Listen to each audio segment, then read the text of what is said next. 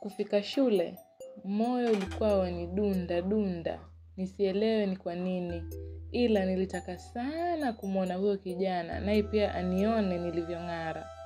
Break time ilipofika, nilichelewa kutoka darasani, ndio nione kama nitaletewa zawadi. Mara Mary akaingia. Ni rafiki yangu, tulikuwa darasa moja. Betty, waitwa. Nilishtuka, nikadhani ni huyo kijana amemtuma. Sijui mbona nilikuwa na wasiwasi. Kabla nimuulize na nani, akaendelea. Mr. Katore is calling you ofisini. Kizungu tulikuwa tukitafuta. Nilihisi tu nimesinywa, lakini nikakumbuka sikuwa nimekusanya vitabu vya maths na kumpelekea.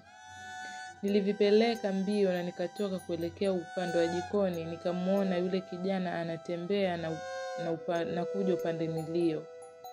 Miguu ilinitetema, moyo ukanidunda. Akasema, "Vipi Betty, uko poa?" Ghafla sauti ikanipotea, nikajikuta nikijibu kwa kichwa. "Uko smart zaidi leo." Moyoni nikasema, "Yes, ameona." Shika hii, ilikuwa pakiti ya maziwa ya Nyayo, ile bondia, na mihogo miwili ya kukaanga iliyojazwa masala. "Hii ndio zawadi yangu?" Nikamuuliza. "No, zawadi nitakupa ukienda nyumbani." Nilikuwa nishaanza kuchoka kungoja maziwa, hata sikuwa nimechukua yangu. Kurudi darasani, Mary alikuwa ameniletea yangu, nikawa na pakiti mbili. Time za kwenda nyumbani zikafika. Nikaacha wenzangu watangulie, kisha nikatoka. Kijana akaningoja kwa uwanja wa netball. Hakuwa na baiskeli, lakini alikuwa na mfuko mkononi. "Zawadi yako ndio hii, ile utaifungua peke yako," akasema. Japo nilikuwa na uchu wa kujua, nikaitikia tu. Tulivyokuwa tunaenda, tukafika kwa calabash ya kwanza, tukitoka shule kabla ya ule mteremko tuliokuwa tuanguke. Akaketi na akaniambia pia niketi.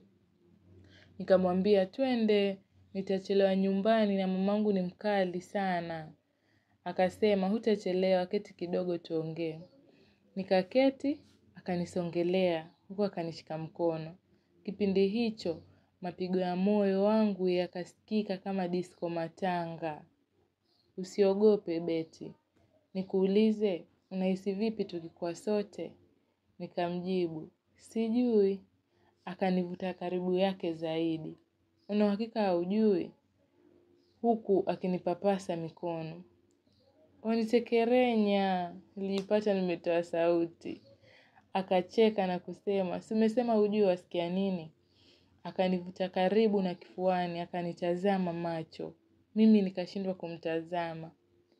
"Betty." Hiyo sauti nzito ilinimaliza. Nilikuwa napumua haraka haraka. "Twende, mama atanichapa." "Kidogo tu na kupeleka." "Ushawahi kiss?" Nikamjibu, "Hata sijui hiyo kiss yenyewe."